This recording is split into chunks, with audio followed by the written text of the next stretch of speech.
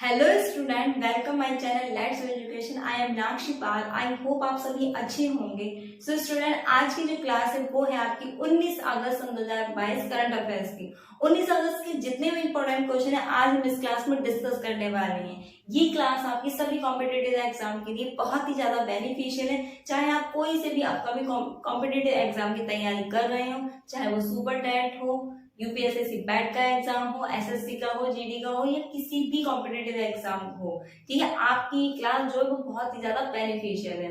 और इस क्लास की जो पीडीएफ है उसका लिंक आपको मेरे टेलीग्राम ग्रुप पर मिल जाएगा, और टेलीग्राम ग्रुप का जो लिंक है वो आपको डिस्क्रिप्शन में मिल जाएगा। तो वहां से आपको क्या करना है, अपनी पीडीएफ लेनी है। और जनवरी से लेकर अब तक के जितने भी इंपॉर्टेंट क्वेश्चन है करंट अफेयर्स के, उसका जो लिंक है और उसकी जो पीडीएफ है वो आपको मेरे टेलीग्राम ग्रुप पर मिल जाएगी। तो ज्यादा से ज्यादा कोशिश कीजिए कि आप टेलीग्राम ग्रुप को ज्वाइन कर दीजिए। तो आज की क्लास स्टार्ट करते हैं। आज की क्लास को शुरू करने से पहले आपसे यही रिक्वेस्ट है कि अगर आपको क्लास पसंद आती है तो ज्यादा से ज्यादा लाइक कीजिए, शेयर कीजिए एंड चैनल को सब्सक्राइब कीजिए। तो आज की क्लास स्टार्ट करते हैं। आज की क्लास का जो फर्स्ट क्वेश्चन है वो है, हाल ही में भारत की रामसर स्थलों की सूची में कितने नामों को जोड़ा गया है। क्या है, हाल ही में भारत की रामसर स्थलों की सूची में कितने नामों को जोड़ा गया है। तो कितने नामों को जोड़ा गया है, 11 नामों को जोड़ा गया है। 11 आर्द्रभूमि को रामसर स्थल के रूप में दर्जा मिला गया है।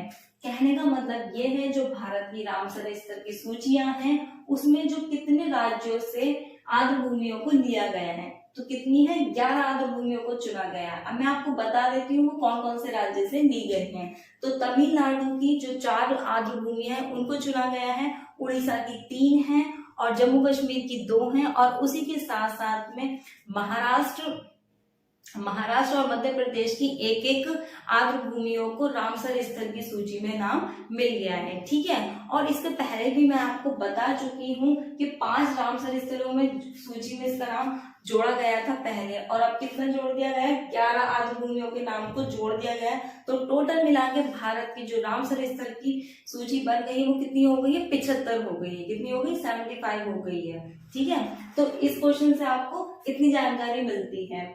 अब बढ़ते हैं नेक्स्ट क्वेश्चन की ओर। तो नेक्स्ट क्वेश्चन है कि किस राज्य ने स्कूल कॉलेज में अब रोजाना राष्ट्रगान अनिवार्य किया है, यानी कि वो कौन सा राज्य है जिसमें कहा गया है कि सभी स्कूल और कॉलेज में डेली राष्ट्रगान को अनिवार्य कर दिया गया है। ठीक है, तो कौन सा है, कर्नाटक है। कर्नाटक सरकार ने अपने स्कूल और कॉलेजों में सुबह मॉर्निंग के टाइम में जब प्रार्थना होती है तो तब राष्ट्रगान को गाने के लिए अनिवार्य घोषित कर दिया गया है। ठीक है, अब बात कर लेते हैं कर्नाटक की। तो कर्नाटक की कैपिटल क्या है, आपकी बेंगलुरु है। यहाँ के सीएम कौन है, बसवराज बोम्मई है। यहाँ के गवर्नर थावरचंद गहलोत है। और यहाँ के कुछ इंपॉर्टेंट नेशनल पार्क है जो एग्जाम में पूछे जाते हैं, तो वो है अंशी राष्ट्रीय उद्यान, नगरहोल राष्ट्रीय उद्यान, तुंगभद्रा राष्ट्रीय उद्यान और नगरहोल राष्ट्रीय उद्यान यहाँ के बहुत ही ज्यादा इंपॉर्टेंट है। उसी के साथ साथ बनेरघट्टा जो राष्ट्रीय उद्यान है वो भी बहुत ज्यादा इंपॉर्टेंट है। ठीक है, अब बात कर लेते हैं नेक्स्ट क्वेश्चन की ओर। तो क्या है, भारतीय वायुसेना और किस देश के बीच 4 दिवसीय संयुक्त अभ्यास का समापन हुआ है। कहने का मतलब यह है क्वेश्चन में कि भारतीय वायुसेना और किस देश के बीच में 4 दिन का क्या हुआ, संयुक्त अभ्यास किया गया है। कितना, 4 दिन का संयुक्त अभ्यास का समापन हुआ है। तो वो कौन सा देश है, ऑस्ट्रेलिया। ऑस्ट्रेलिया की रक्षा बल की वायुसेना और भारतीय वायुसेना के बीच में क्या हुआ है, संयुक्त अभ्यास किया गया है। ठीक है, अब मैं आपको बता देती हूँ जो ये अभ्यास हुआ है ये मलेशिया में हुआ है। मलेशिया में हुआ है। ठीक है, और जो ये अभ्यास हुआ है संयुक्त, इसका नाम क्या है, उदार शक्ति है। क्या है, उदार शक्ति। नाम बहुत ज्यादा इंपॉर्टेंट है, किसी भी एग्जामिनेशन में आपसे पूछा जा सकता है कि उसका नाम क्या है। जो भारत वायुसेना और ऑस्ट्रेलिया वायुसेना के बीच में अभ्यास हुआ है। ठीक है, तो क्या नाम है, उदार शक्ति इसका नाम है। ठीक है, अब बात कर लेते हैं ऑस्ट्रेलिया की। तो ऑस्ट्रेलिया की कैपिटल क्या है, आपकी कैनबरा है। ठीक है, यहाँ की करेंसी क्या है, ऑस्ट्रेलिया डॉलर है। और यहाँ के जो प्रेसिडेंट है वो कौन है, एंथनी अल्बी है। कौन है, एंथनी अल्बी है। ठीक है, क्वेश्चन है आपका कि किस राज्य में किस हाथी रिजर्व को 5वें हाथी रिजर्व के रूप में नामित किया गया है। कहने का मतलब यह है वो कौन सा राज्य है जिसमें वहां का जो रिजर्व है उसको 5वें हाथी रिजर्व के रूप में नामित किया गया है। तो कौन सा राज्य है? तमिलनाडु है। तमिलनाडु के तमिलनेर जिले में अगस्थाई मलाई टाइगर रिजर्व को अब हाथी रिजर्व के रूप में नामित कर दिया गया है। क्या है? अगस्थाई मलाई जो रिजर्व है वहां का, उसको अब 5वें हाथी रिजर्व के रूप में नामित कर दिया गया है। ठीक है, अब बात कर लेते हैं तमिलनाडु की। तो तमिलनाडु की कैपिटल क्या है? आपकी चेन्नई है। यहाँ के सीएम कौन है? एम.के. स्टालिन है।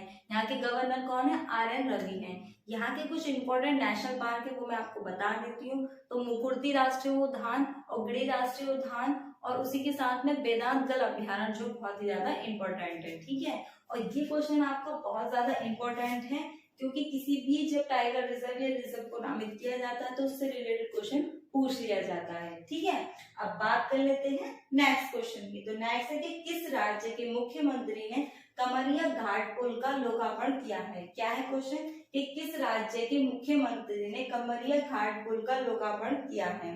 तो किसने किया है? उत्तर प्रदेश। उत्तर प्रदेश के सीएम जो है योगी आदित्यनाथ ने गोरखपुर के दक्षिण हिस्से में क्या है? कमरिया घाट पुल का लोकार्पण किया है।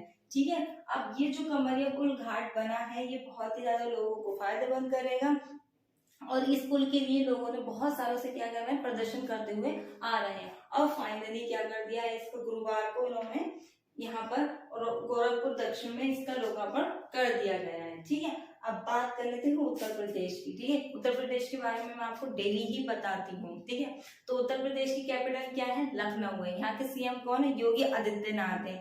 यहाँ की जो गवर्नर है वो कौन है? आनंदीबेन पटेल हैं। ठीक है, और यहाँ का जो राष्ट्रीय पशु है बारहसिंगा है। राष्ट्रीय पक्षी जो सारस या क्रॉच है और राष्ट्रीय पुष्प क्या है? यहाँ पे पलाश का फूल है। और राष्ट्रीय पेड़ कौन सा है? यहाँ का अशोक का पेड़ है। उत्तर प्रदेश के 2 नेशनल पार्क है जो बहुत ज्यादा इंपॉर्टेंट है।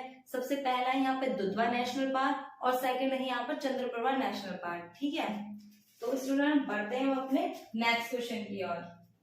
तो नेक्स्ट क्वेश्चन है कि हाल ही में किस देश की नौसेना को अपनी समुद्री सुरक्षा को मजबूत करने के लिए डेनियर समुद्री टोही विमान उपहार के रूप में भेंट किया गया है? यानी कि कहने का मतलब ये है कि वह कौन सा देश है जिसको उसकी नौसेना या समुद्री सेना को मजबूत करने के लिए क्या है? डेनियर समुद्री टोही विमान को उपहार के रूप में भेंट किया गया है। तो किसे किया गया है? श्रीलंका को किया गया है। श्रीलंका को भारत के द्वारा क्या किया गया है? डेनियर समुद्री टोही विमान उपहार में दिया गया है। क्यों दिया गया है? समुद्री सुरक्षा को मजबूत करने के लिए। अब बात कर लेते हैं श्रीलंका को दिया क्यों गया है। तो जो श्रीलंका है वो अपनी आर्थिक स्थिति से बहुत दिनों से जूझ रहा है। ठीक है, वहां के जो लोग हैं जो सरकार को सपोर्ट नहीं कर रहे हैं और वो अपनी आर्थिक तंगी में हो रहा है। ठीक है, और इसके साथ साथ मैं आपको बता देती हूँ जो हमारा देश भारत है उसने 3.6 बिलियन से ज्यादा की क्या कर दी है? मदद कर दी। उसी के साथ साथ अमेरिका देश ने भी श्रीलंका की बहुत सी मदद की है। ठीक है, हमारे देश ने क्या है? पड़ोसी देश होने के नाते खाने पीने से लेकर के क्या पैसों तक की मदद की गई है श्रीलंका को। ठीक है, और उसी के साथ साथ मैं आपको बता देती हूँ जो श्रीलंका है उसकी कैपिटल क्या है। तो श्रीलंका की कैपिटल क्या है? कोलंबो है। ठीक है, यहाँ के प्राइम मिनिस्टर कौन है? दिनेश गुणवर्धन है। और यहाँ के जो राष्ट्रपति है वो कौन है? रणील विक्रमसिंघे हैं। ठीक है, भारत और क्या नाम है श्रीलंका को जोड़ने वाली एक पाक की खाड़ी है। बीच में एक खाड़ी पड़ती है जिसे क्या बोला जाता है? पाक की खाड़ी बोला जाता है और हिंदी में इसको पाक जलडमरू भी बोला जाता है। क्या बोला जाता है? पाक जलडमरू बोला जाता है। ठीक है, अब बढ़ते हैं अपने नेक्स्ट क्वेश्चन की ओर। तो नेक्स्ट क्वेश्चन है कि एशिया के सबसे पुराने फुटबॉल टूर्नामेंट डूरंड कप सन 2022 की मेजबानी करने वाले राज्य कौन से हैं? यानी कि कौन से राज्य बने हैं? क्या है? एशिया के सबसे पुराना फुटबॉल टूर्नामेंट होने वाला है डूरंड कप सन 2022 की जो मेजबानी करेंगे वो कौन से राज्य बने हैं? तो कौन से हैं? पश्चिम बंगाल, असम और मणिपुर। क्या है? पश्चिम बंगाल, असम और मणिपुर क्या है? डूरंड कप सन 2022 की मेजबानी करेंगे। ठीक है, अब बढ़ते हैं नेक्स्ट क्वेश्चन की ओर। तो नेक्स्ट क्वेश्चन है अफ्रीका देश केन्या में हाल ही में संपन्न हुए राष्ट्रपति चुनाव में जीत हासिल की है।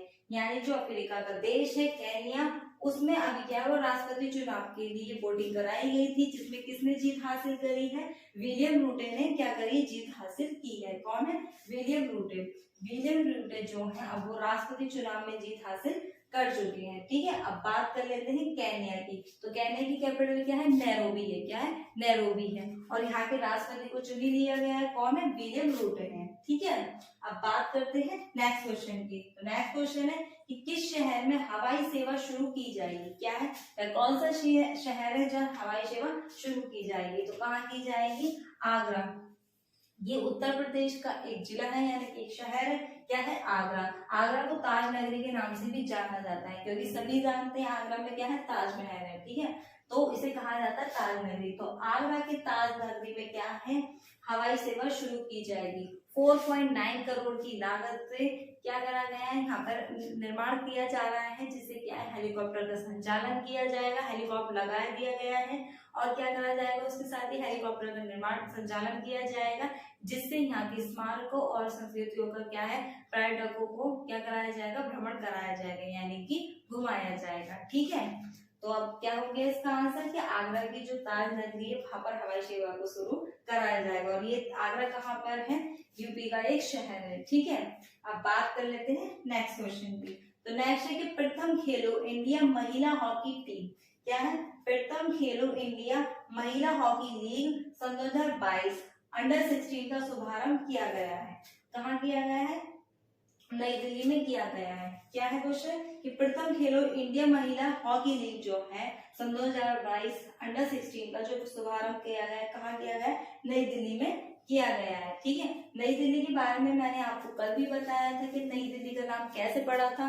नई दिल्ली क्या है? हमारे भारत देश की क्या है? राजधानी है। 1911 में कोलकाता थी, कोलकाता से दिल्ली को ट्रांसफर किया गया था, ये बात मैंने बताई थी। फिर क्या करा था? 1127 में इसको ट्रांसफर करके नई दिल्ली इसका नाम पड़ गया। तो 13 फरवरी 1931 को फाइनली इसको भारत की नई दिल्ली की राजधानी के रूप में नामित कर दिया गया था। ठीक है, तो स्टूडेंट ये थे कुछ 19 अगस्त के कुछ इंपॉर्टेंट क्वेश्चन जो आज हमने इस क्लास में डिस्कस किए हैं।